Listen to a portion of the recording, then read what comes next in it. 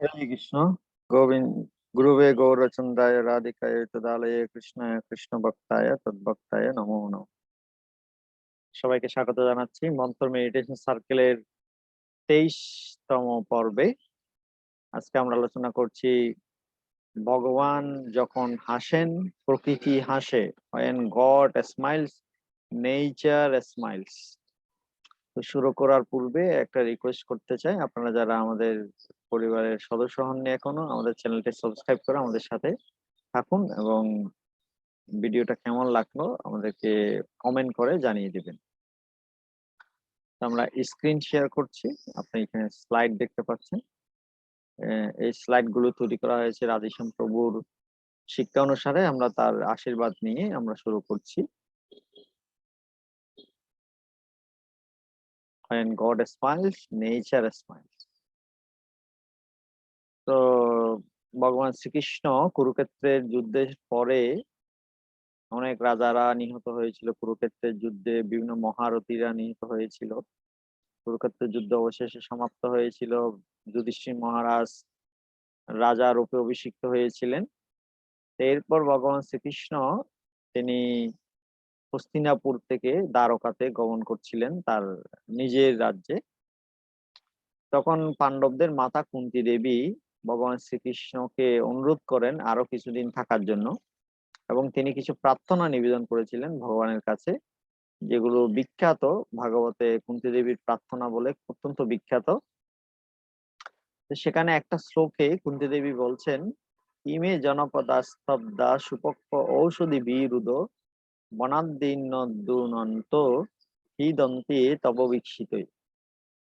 অর্থাৎ হে ভগবান, আপনি আমাদেরকে ছেড়ে চলে যাচ্ছেন। আপনি যদি আমাদেরকে ছেড়ে চলে যান, আমাদের তো সবকিছু সব সৌভাগ্য আপনার সাথে চলে যাবে। আপনি আমাদের সাথে আছেন বলে এই যে জনপদ এটা সমৃদ্ধ হয়েছে, প্রচুর পরিমাণে শস্য উৎপাদন হচ্ছে, বৃক্ষসমূহ পরিপক্ক ফল প্রদান করছে, নদীগুলো স্বচ্ছ জলে প্রবাহিত হচ্ছে, গিরিসমূহ ধাতিতে পূর্ণ হয়েছে। এই সবকিছুই আপনার কৃপা দৃষ্টির ফলে, আপনার যে শুভ দৃষ্টি সেটার ফলে এই সবকিছু হচ্ছে। আপনি শুভ দৃষ্টি দিচ্ছেন বলে সবকিছু ঐশ্বর্য ধনধান্যে পরিপূর্ণ হয়েছে। আপনার শুভ দৃষ্টি ছাড়া এগুলো কখনোই সম্ভব নয়। গাভীরা প্রচুর পরিমাণে দুগ্ধ দান করছে, জনসাধারণ সুখে আছে, ফুল ফুটছে, কোকিলেরা মিষ্টি সুরে গান করছে, সর্বত্র সুখ বিরাজ করছে। কারণ আপনি প্রকৃতির উপর শুভ দৃষ্টিপাত করছেন। আপনার দৃষ্টিপাত অমৃত বর্ষণ করে, কিন্তু আপনি যদি দৃষ্টি না দেন তাহলে সবকিছু নিস্তেজ হয়ে যাবে, নির্জীব হয়ে যাবে। যস্মিন তুষ্টে জগৎ তুষ্ট। আপনি সন্তুষ্ট হলে সারা জগৎ সন্তুষ্ট হয়। আধুনিক মানুষ মনে করে যে তারা আপনা আপনি সবকিছু পেয়ে যাচ্ছে। মনে করেন এই যে একটা বাচ্চা শিশু, সে স্কুল থেকে ফিরে এসে খুব ক্ষুধার্ত এবং সে দেখলো যে টেবিলের উপর সুস্বাদু খাবার, স্যান্ডউইচ, টমেটো সস সাজানো আছে। সে তখন সেটা খেতে বসলো, খেতে লাগলো। তখন রান্নাঘর থেকে মা এসে জিজ্ঞেস করলো যে বাবা তুমি খুশি তো? সে বলল, ছেলেটা বলল, হ্যাঁ মা আমি খুব খুব খুব খুশি, এটা খুব টেস্ট হয়েছে। তখন মা জিজ্ঞেস করছে, বাবা তুমি এটা কোথায় পেয়েছো? সে বললো, আমি স্কুল থেকে এসেছি আর দেখলাম যে টেবিলের উপর খাবার সাজানো আছে, আমি প্লেটে সেটা পেয়েছি আর আমি খেয়ে নিচ্ছি। কারণ আপনি কি বলবেন, এই যে খাবারটা এটা আপনা আপনি এসে গেছে নাকি কেউ ওটা রেখেছে সেখানে? তো আমরা জানি যে মা সেটা রেখেছেন সন্তানের জন্য, আর মায়ের কারণে ছেলেটা খেতে পারছে। একই রকম ভাবে প্রকৃতি থেকে আমরা জল পাচ্ছি, বৃষ্টি আমরা আলো বাতাস অক্সিজেন সবকিছু পাচ্ছি। এই সবকিছু এমনি এমনি আসেনি, ভগবানের অনুমোদনের দ্বারা প্রকৃতি দেবী এগুলো সেখানে সরবরাহ করছেন। তো এখন প্রকৃতি দেবী কিভাবে আমাদেরকে দিচ্ছেন? প্রকৃতি দেবী দিতে পারছেন কারণ কৃষ্ণ তাকে সরবরাহ করছেন, কৃষ্ণ তাকে পরিচালনা করছেন। কৃষ্ণ গীতায় বলছেন, অহম বীজ প্রদ পিতা, আমি হচ্ছে বীজ প্রদানকারী পিতা। প্রকৃতি হচ্ছে মা, সে কারণে আমি যেহেতু বীজ প্রদান করছি সেজন্য প্রকৃতি উৎপাদন করতে সক্ষম হচ্ছে। কৃষ্ণ আরো বলেন গীতা 9ম অধ্যায় 10 নম্বর শ্লোকে, ময়াদ্দেক্যন প্রকৃতি ইস্যুতে সচরাচরম প্রকৃতি আমার অধ্যক্ষতায় কাজ করছে। অধ্যক্ষ মানে অধি মানে উৎকৃষ্ট, অক্ষ মানে দৃষ্টি। আমি উৎকৃষ্ট দৃষ্টি প্রদান করছি, সেজন্য প্রকৃতি উৎপাদন করতে পারছি। সেজন্য কৃষ্ণ হচ্ছেন জড়া প্রকৃতির সুপারভাইজার। যেমন আমরা দেখি যে হোটেলে যারা ওয়েটার থাকে, তারা সুপারভাইজারের নির্দেশে সবকিছু করে। তো সেরকম এই জড়জগতে যত দেবদেবীরা আছে, তারা সবাই কৃষ্ণের দৃষ্টির ফলে, কৃষ্ণের নির্দেশনার ফলে তারা সবকিছু সম্পাদন করছে। এখন প্রশ্ন হচ্ছে কৃষ্ণকে কিভাবে আমরা সন্তুষ্ট করব। বৈদিক যুগে যজ্ঞ অনুষ্ঠান করা হতো, কিন্তু বর্তমান সময়ে বৈদিক যজ্ঞ অনুষ্ঠান করার মতো সে সমস্ত শাস্ত্র, উপযুক্ত ব্রাহ্মণ এবং যে উপাদানগুলো প্রয়োজন যজ্ঞ সম্পাদনের জন্য, সেগুলো কোনোটাই বর্তমানে নেই। সেজন্য শ্রী চৈতন্য মহাপ্রভু তিনি সংকীর্তন যজ্ঞ করার নির্দেশ দিয়েছেন। কৃষ্ণ গীতায় বলেছেন, যজ্ঞানাম জপ যজ্ঞস্মি, যজ্ঞ সমূহের মধ্যে আমি হচ্ছি জপযজ্ঞ। তো এই জপযজ্ঞ বা হরিনাম যজ্ঞ, যজ্ঞই সংকীর্তন প্রায়ই যজন্তি হি সুমেধস। বুদ্ধিমান ব্যক্তিরা সংকীর্তন যজ্ঞের দ্বারা ভগবানের উপাসনা করেন। এই যে সংকীর্তন যজ্ঞ, এটা হচ্ছে কলিযুগের জন্য নির্ধারিত যজ্ঞ। ভাগবতের 12:3-52 নম্বর শ্লোকে বলা হয়েছে, কৃতে যদ্দেয়তে বিষ্ণু ত্রেতায়াম যজত মখৈ দাপরে পরিচর্যায়াম কলৌ তৎপরিকীর্তনাৎ।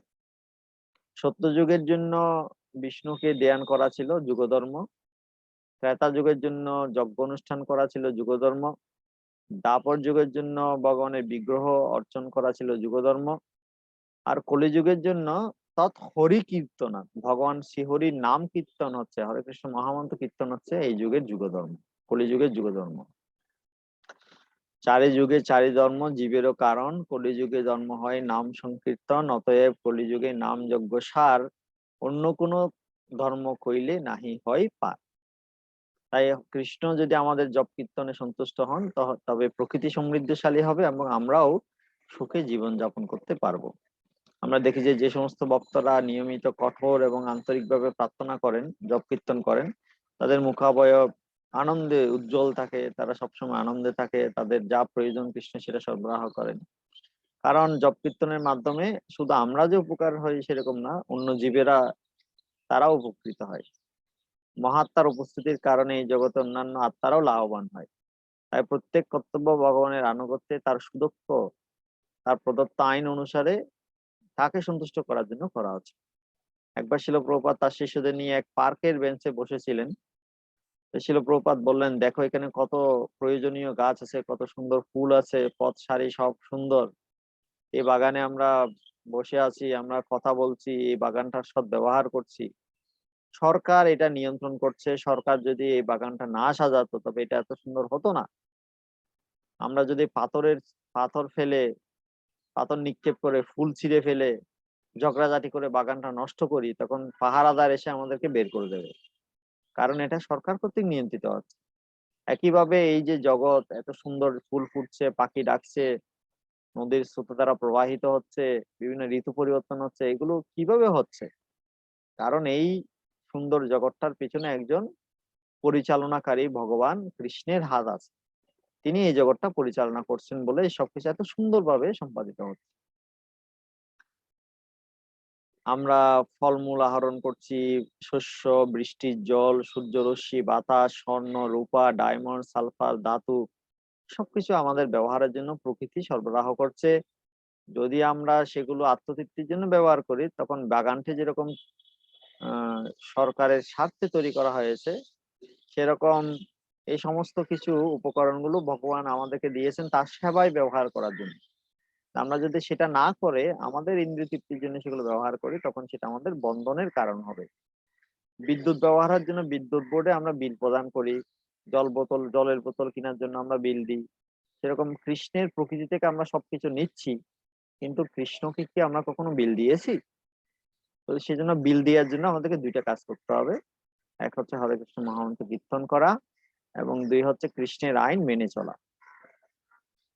আধুনিক সময়ে আমরা দেখতে পাচ্ছি লোকেরা খুব গরিব, দরিদ্র, তাদের শস্য নেই, টাকা নেই, খাবার নেই, পানি নেই, বৃষ্টি নেই, প্রত্যেক জায়গায় লোকজন কষ্ট পাচ্ছে, অত্যন্ত সূর্যের তাপ, প্রচন্ড শীত, ঠান্ডা, প্রকৃতি শুকিয়ে যাচ্ছে। কিন্তু কেন এরকম হচ্ছে, কেন মানুষের এত কষ্ট পাচ্ছে? তার কারণ হচ্ছে ভগবান তাদের প্রতি অসন্তুষ্ট। আধুনিক মানুষ মনে করে তারা অগ্রগতি লাভ করেছে, কিন্তু কেমন সেই অগ্রগতি? আমরা দেখতাম যে রাধেশ্যাম প্রভু তিনি তার ব্যক্তিগত জীবনের ঘটনা বলছেন। তিনি বলছেন তিনি যখন ছোট ছিলেন তখন তিনি রূপোর থালায় খেতেন। তখনকার দিনে মানুষেরা রূপোর থালা, স্বর্ণের থালায় খেত। তার দাদু প্রতিদিন রূপোর থালায় খেত, কিন্তু আজকে লোকেরা 2 টাকা দামের কাগজের থালায় খাচ্ছে। এটা হচ্ছে আধুনিক দিনের যুগের অবস্থা। তো রাধেশ্যাম প্রভু বলছেন যে তার মা স্বর্ণ এবং হীরা খচিত নাকের নোলক, কানের দুল পরতেন। আজকের যুগে আমরা কি দেখতে পাচ্ছি? মহিলারা প্লাস্টিক পরছে, প্লাস্টিকের অলংকার।